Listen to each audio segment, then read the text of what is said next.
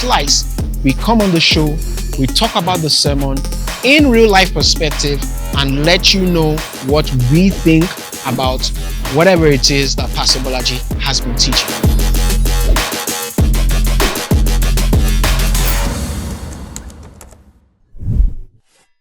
Hello, welcome to Slice. This is another new episode. As you already know, this is a place where we talk about sermon discussions on Sundays, and on Wednesday we have started the faith series just this November, and it has been back-to-back testimonies. People have gotten blessed and people are growing spiritually. Today, I'm always with two awesome people, and I'm with a special guest, Mr. Daniel and Mr. Idowu.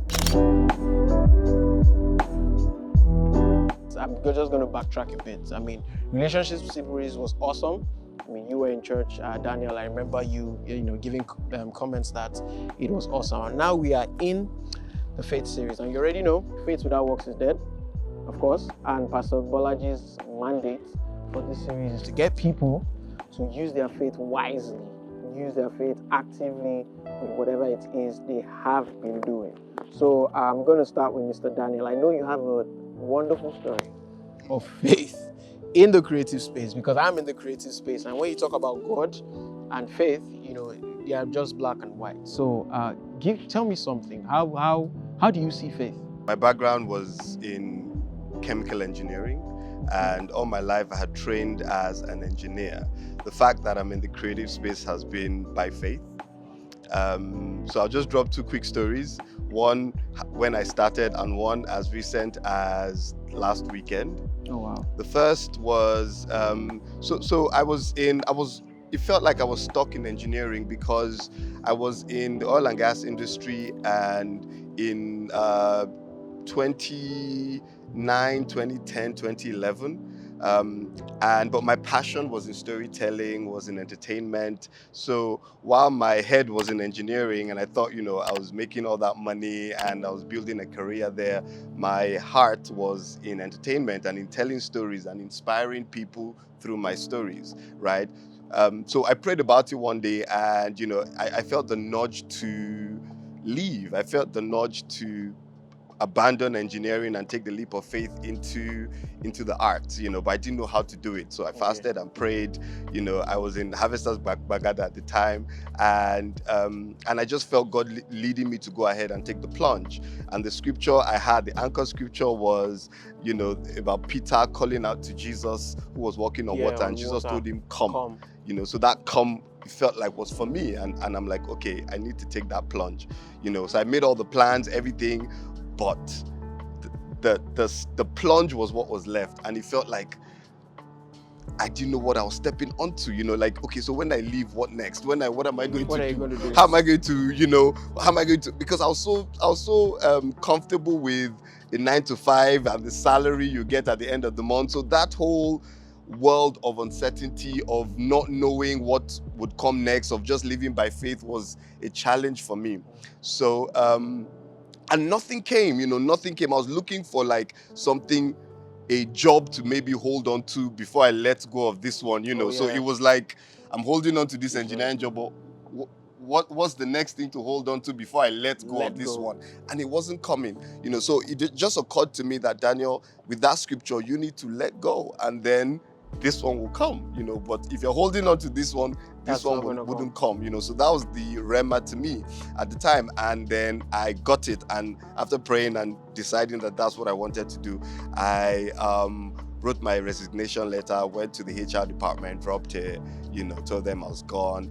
And the journey from dropping the letter back to my seat was maybe a 3-minute walk. At the moment I dropped the letter, walked back to my seat, sat on my seat, my computer screen popped, and there was an email that said, welcome for an interview with then a media online company, come for an interview so time at the headquarters, blah, blah, blah. And that was my story. That's how I got that stepping stone from engineering 9 to 5 to an entertainment job. It was a 9 to 5 as well, but it was in entertainment, and it was for me the window into this world of entertainment that I now, exist in. So that's my story. Without that leap of faith of dropping that resignation letter, perhaps this other one wouldn't have come at all. Wow. Yeah, that's my first story. I don't know if I have time for the second story, but I'll just let that one slide. I mean, we'll come back to that story. Cool. So, Pastor Idowu, you're one of the, let me just use the word big pastors in the Bagada campus. Young, vibey, everybody looks up to you.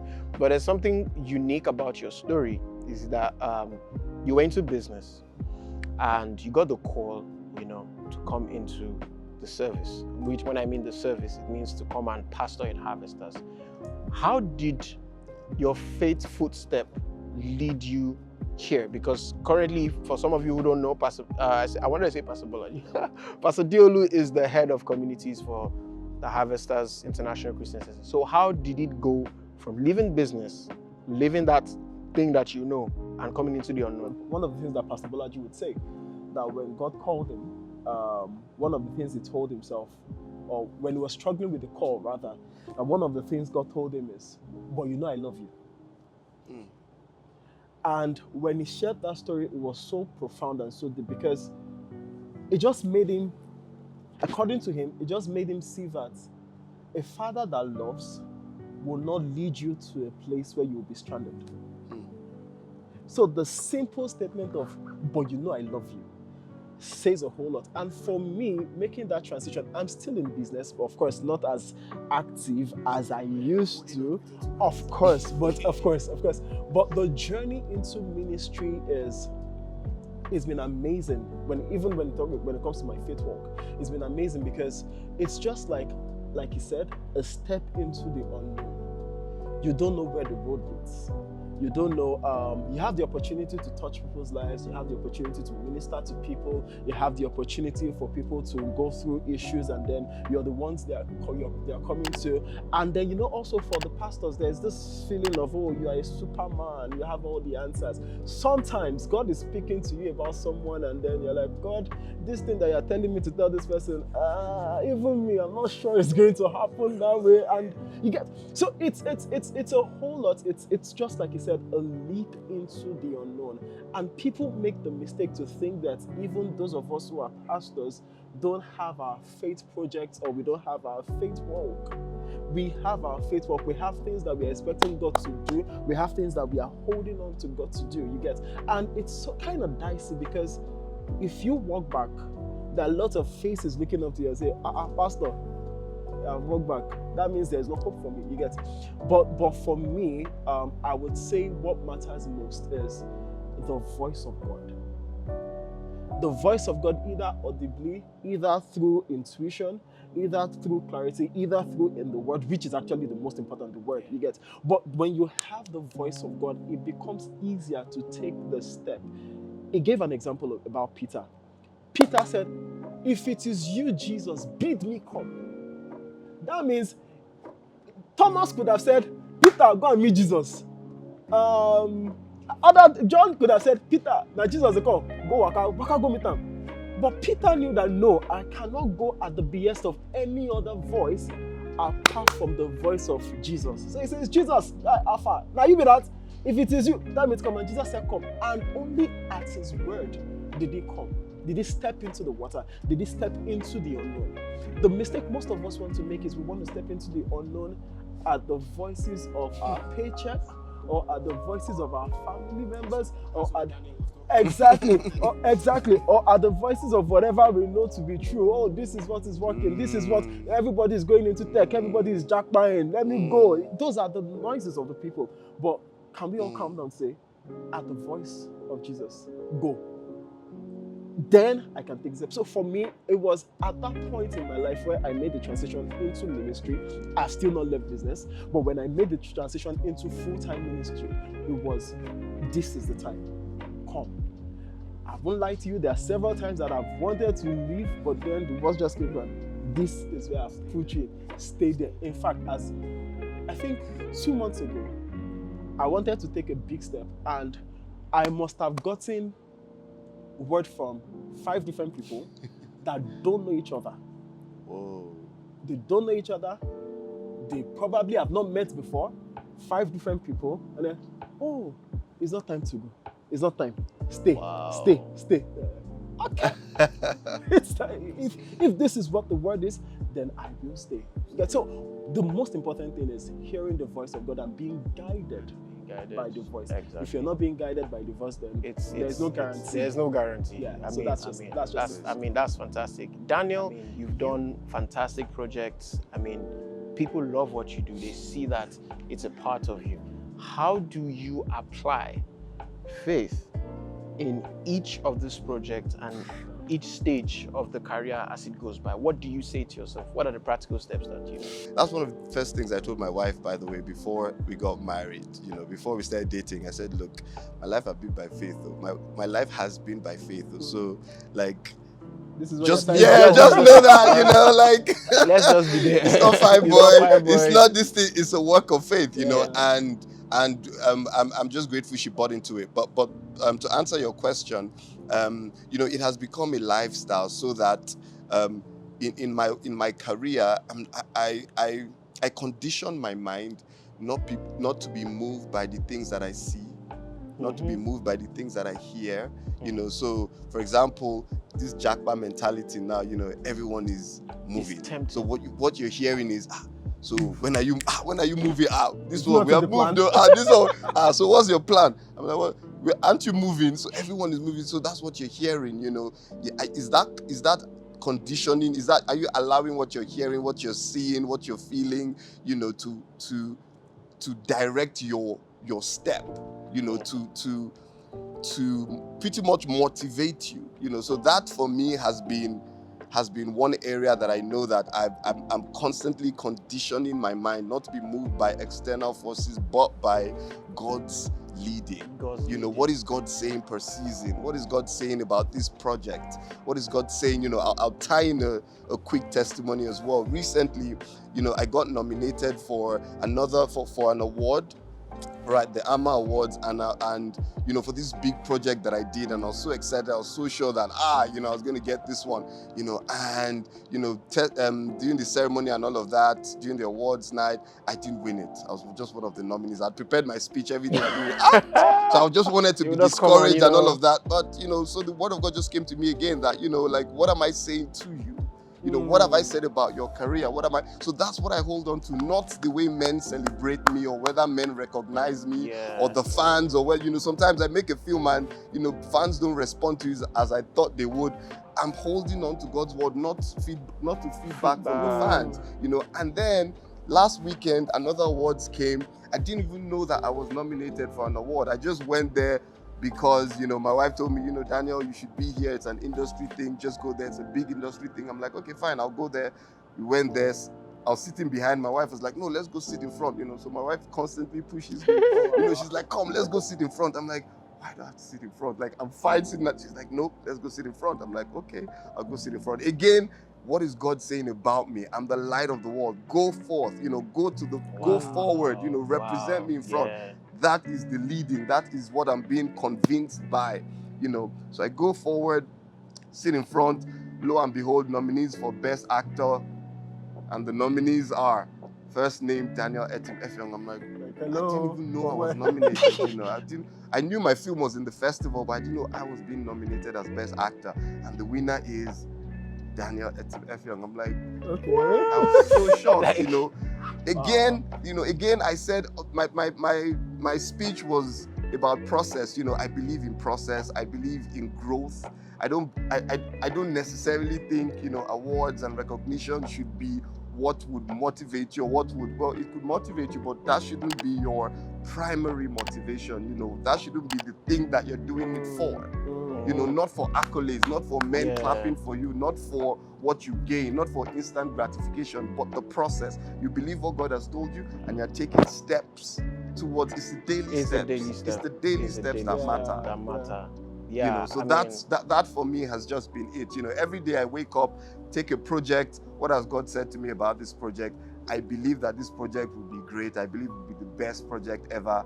And then if I experience something that is not the best project ever, I'll just be like, man, this one will not come out. So that has been the thing. Well, let's go into the service and see some sermon highlights.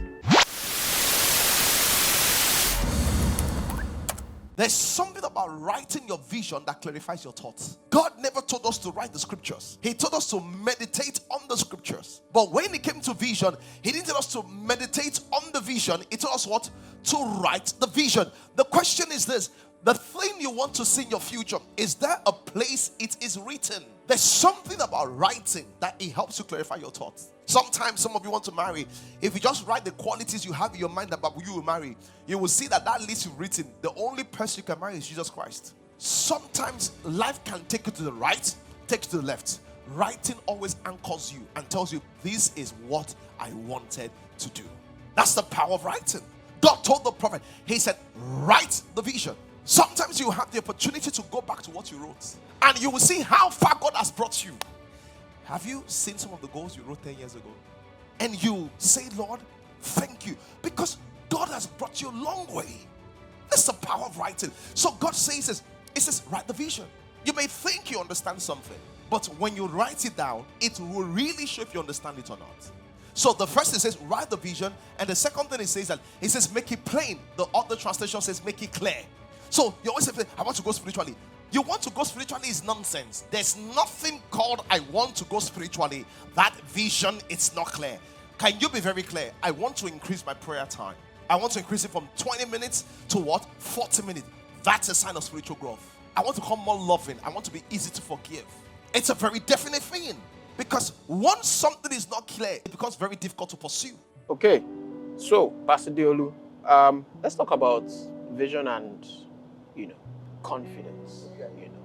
We know that faith is a currency in the realm of the spirit. I've always seen it as a currency in the realm of the spirit. The value of the currency determines the amount and the quality of the product. That's how I've always seen my life.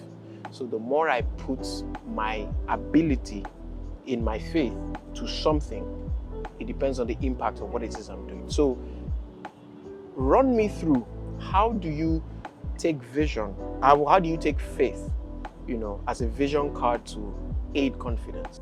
Oh wow, how do you take faith as a vision card? That's actually a very beautiful one. So for me, there's something that Pastor Bolaji said. Two things actually. He said, number one, vision is God's baton to transition you to higher levels. And then he also said another amazing thing, that vision is your invitation card, or God's invitation card. Yes, to the gathering of the great. Yes. So what that means is, where there has to be greatness, or where great people sit, one of the things that you hear so much is vision. You get, it's what connects them. You get, and in our case, the vision is God inspired. God has an idea before time for the entertainment industry. He has an idea for the sports industry. He has an idea for business. He has an idea for career, whatever it is. There's a God idea for everything.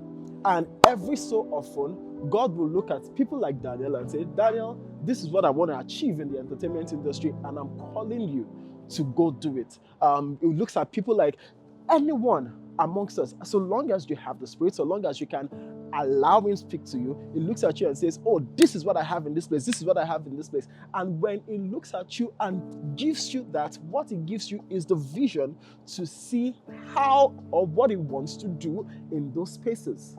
Faith then becomes your walk to say, you know what, God, I have seen that you are calling me in this regard. I have seen that this is what you're telling me, and I will walk the walk together. I'm not going to back down. I'm not going to run away. I'm not going to be deterred by whatever it is. I'm going to say, okay, God, you have shown me this, and then because you showed me this, I am holding on to this as an anchor. And that eventually produces confidence. So, for example, there's a phenomenon that happens. I'm sure it happens anywhere in Nigeria. You get it.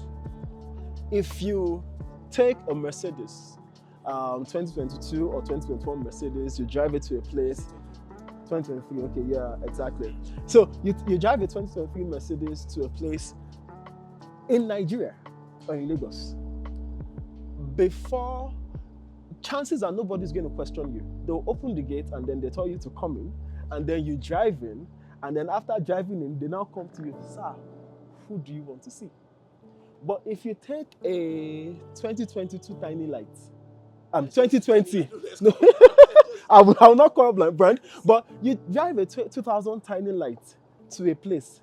Before you even approach the gate, the security man will come out and tell you, who do you want to see? Some can even go as far as saying, pick up or drop off. Why? Because of what you brought in to the place. Because yes, people address you the way you're dressed, whichever way it is. In the same way, in the realm of the spirit, confidence in the word is transactional. When people see that you have confidence, they don't know what it is. But the fact that you have confidence will make them either open up to you or shut the door behind you. And for us, because the confidence that we have is in the fact that God gave me this vision. God told Abraham, you will become father of nations. So even though Abraham had no child, he had the confidence to, you know what, I am the father of nations. So he put on the confidence as a cloth and said, you know what, I'm going to approach whatever it is. So what am I trying to say here? Your walk of faith is dependent on how sure you are of the word that you heard. And that word that you heard is what is going to give you the confidence to approach whatever it is. So when someone like Mr. Daniel here goes into the industry, produces a film, whatever it is, he has the confidence. He knows that, see, God told me that I should step out. And he has seen over time that, yes, this is the result of stepping out. When a pastor is giving a word, you see Pastor Bolaji on NLP giving a word saying, there's someone here, you are wearing braid, you are doing this, you're wearing white, you're sitting down, and then 2 weeks later, somebody comes on NLP and says, Pastor, the was for me. I was actually wearing on cornrows, I was this. It's the confidence that there is a person that spoke, and I'm following through. You get? So that's one of the things that I believe that our faith, that I believe the relationship between faith, confidence, and vision is. God has given me the vision. Because God is the one that spoke, it wasn't the man that spoke, I'm going to develop that confidence. And with that confidence, I step out. Which is my journey of faith. So, Joseph, it may not look like it, keep dreaming. Daniel, you may find yourself in the political space. It doesn't matter. Keep dreaming. Your visions are valid and tenable. Habakkuk, write the vision. Make it plain. Zechariah, it may not make sense to you, but I'm showing you mysteries. Joseph, Mary's husband, you may not be the one. You may not even know how the baby got there. But as long as I've told you that this baby is mine, this is what I want to do in your industry, this is what I want to do in the finance industry, this is what I want to do, you are the custodian, go out. All you just need is that, see, God said it, I believe it, I'm going to walk in it. That's what. Wow, this is why you're Pastor Idowu. This is why you're Pastor Idowu. So for all of you, that this is what happens when you pray on NLP. You just keep coming, yeah. So Daniel, you're a fantastic person, fantastic actor. How did you get clarity for your vision, and how did that clarity take you to where you are right now? Okay, I've always done acting. I did acting on the side in nursery school. I did acting in primary school. I did acting in secondary school. I did acting in uni, right?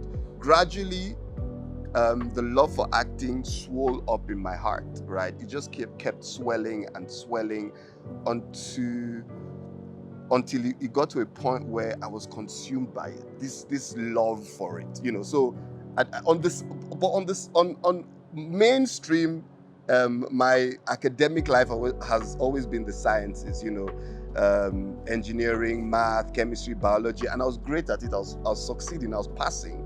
You know, I was a 4-pointer in my uni. But on the side, whenever I acted, even if it's in church, I was always acting in church, by the way.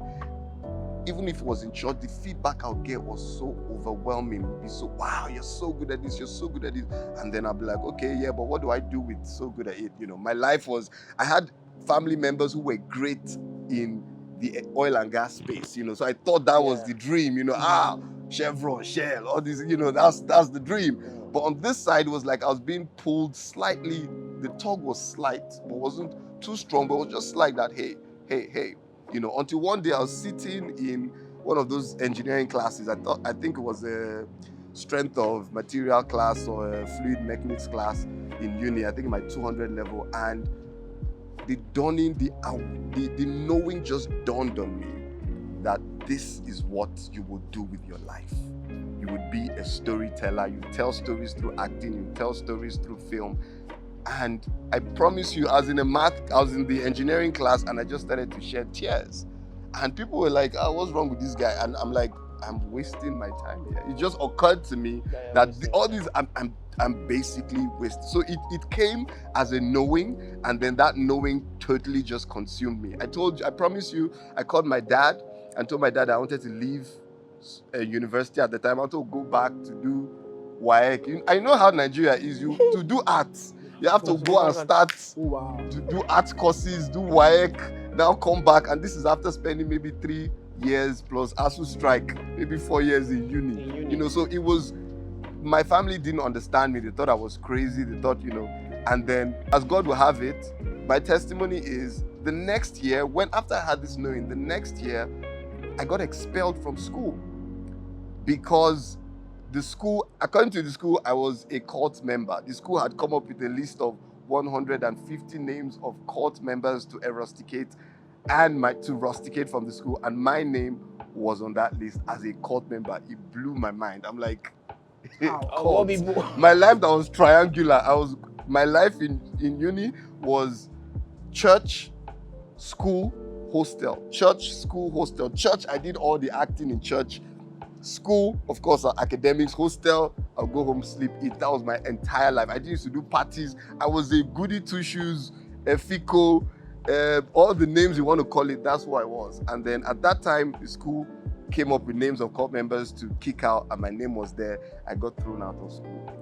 But as God will have it, I was heartbroken, depressed, everything, but that was the opportunity God had to segue me into the world of storytelling. At the time, I don't know if you guys remember, Amstel Malta box office. That was the first opportunity I had to go for Ambo. Yeah. I got into Ambo 2. I was one of the housemates because I had nothing to do. I was kicked out of school. I was just like, Mama, what should I do? I saw the audition forms. I'm like, okay, why not? I'm not doing anything in my life.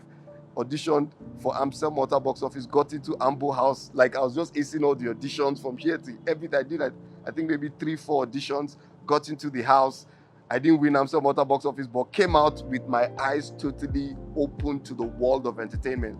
In the same house was OC, who's now obviously in the industry now in Canada, okay as well. So many people I got to know from that reality show. We had judges. The coach was Sam Dede, Bimbo Akintola. God just used that opportunity to just expose me to say, look, this is what the life is. After 2 years, after Amstel Malta box office, I went to film school, decided to use my winnings, use my money from the show, got into film school in Jos. After 2 years, my school called me back that, they had forgiven me, come back and finish your education. I'm like, I'm not interested in this anymore. Like, my life had totally, of course, my parents came again and be like, you have to go back and finish. Don't get distracted with this thing. Go back and finish. So every time I there was always a pullback to engineering, So after 2 years in film school, I went back to engineering, finished my engineering course, started working in chemical engineering, oil and gas. And then again, that's when my story enters from the nudge again came. You have to go. You have to go. This is not what I've called you for. This is the space. That's why I needed that word to push me into that. It's just amazing how God can rearrange the pieces of your life to suit. When you were going through all those, it was depressing and bad, but it was God rearranging you, giving you the baton, like Pastor Bolaji said, for a higher calling. And I'm just saying this because there may be some people who are in a mess. As you were saying it, I just began to see things, and of course the Holy Spirit was just talking to me. And of course this is Slice. I'm a pastor. The Holy Spirit was just started talking to me that there may be people you find yourself in the mix. It's like you're in the mix of what you don't understand at the moment. You don't know why things are happening to you. Look at the Chinkwe that the testimony that we posted some time ago. You don't know why you're there, but the truth about it is this: nothing good comes looking so orderly. Great. Nothing good comes looking orderly. The birth of a baby, it's not, that place is not a very good scene to behold. The mother is crying, somebody is shouting, saying, hey, holding somebody, the baby's messy, there's blood all over. But you cannot say because there is blood, it's not a good experience. You can't say because it looks messy, it's not a good experience. You can't say because you're not making profits now, it's not a good experience. You can't say because you're not turning out good in life at the moment, you're squatting, you're doing whatever it is. You can't say because you're not doing all that, it's not a good experience. What if, in reality, is God just like him? Yes, orchestrating things. Putting everything back together, and by the time you're done, 5 years from now, you're going to look back and say, oh my God, thank God I went through that. Absolutely.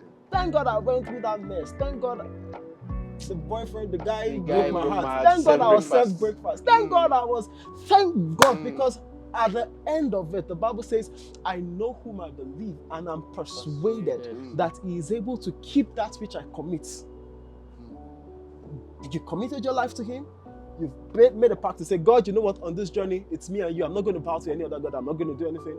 Oh, you have to trust in that process, when he's bringing everything, no car, squatting, no food, no money, whatever it is working everything out according to the purpose of his counsel. And like I said, like you told Pastor Bolaji, but you know I love you. When you're done, 5 years, 10 years, 15 years, 20 years, and you look back at your process, it will all make sense. Final note, Daniel,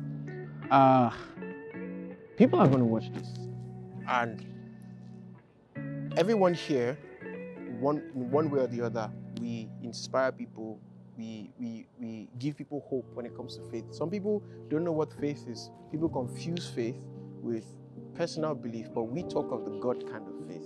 The God kind of faith is the one that is impossible but yet possible. You understand? So finally, in closing, Dan, what do you see? What vision do you see about yourself in your industry, and how do you plan on taking on and holding on to it?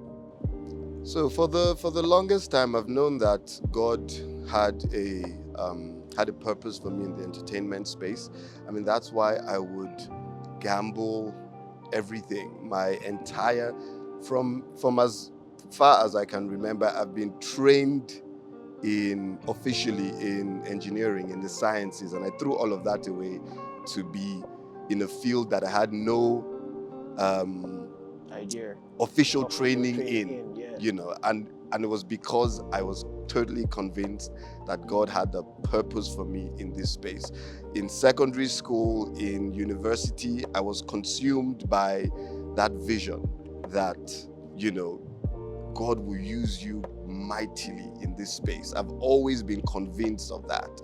How it would happen, I didn't have a clear picture of it. That's why I had struggled, but did I have a knowing that I had a purpose in this space? Yes, I've had a knowing. That's why, if I encounter challenge, I went to South Africa with literally nothing to study film.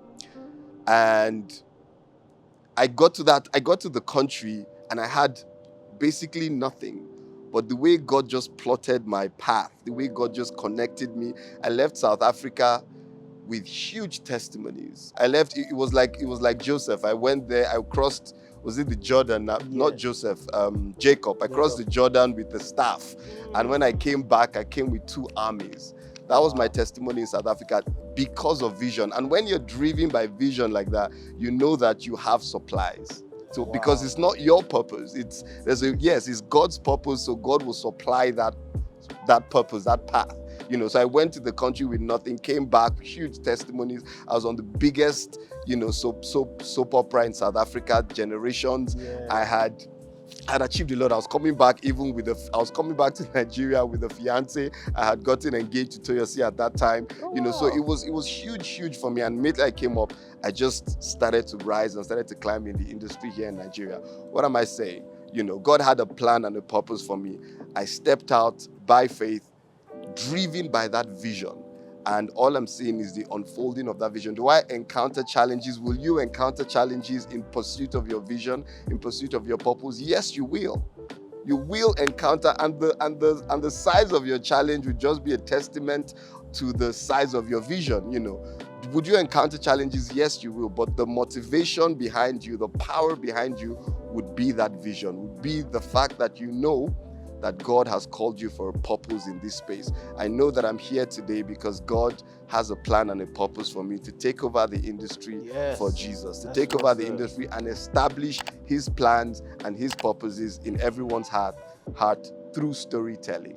And that's why I'm here. Daniel, Mr. Idowu, it's been great to have you here. This is why we do slice. And your slice is very big. Man, your slice is like the whole box, actually. And I really appreciate you for actually being on the show. Thank you very much, Mr. Daniel Etim Efyong. Thank you so much. Mr. Idowu, thank you very much. And of course, help us thank, your wife, for always pushing you. Guys, listen to your wife. That's just it. Listen to your wife. Because I listen to my wife. I'm here today. Yeah. So, guys, Faith Without Works is dead. The Faith series still continues this Wednesday, this Sunday. You want to stay tuned and watch all the episodes. If you're not in a small group, this is the time for you to be in the small groups. Topics like this is what we discuss in the small group. We help each other, we protect each other, we help people to find freedom. Also, if you don't pray, you need to start praying. When you pray, you hear a word from God, you get direction, you get clarity, you amplify your faith. We have NLP Monday to Fridays at 6:30 a.m. You do not want to miss it. And also remember, grace, grace, grace. This is your story. Till I see you next time, remain blessed.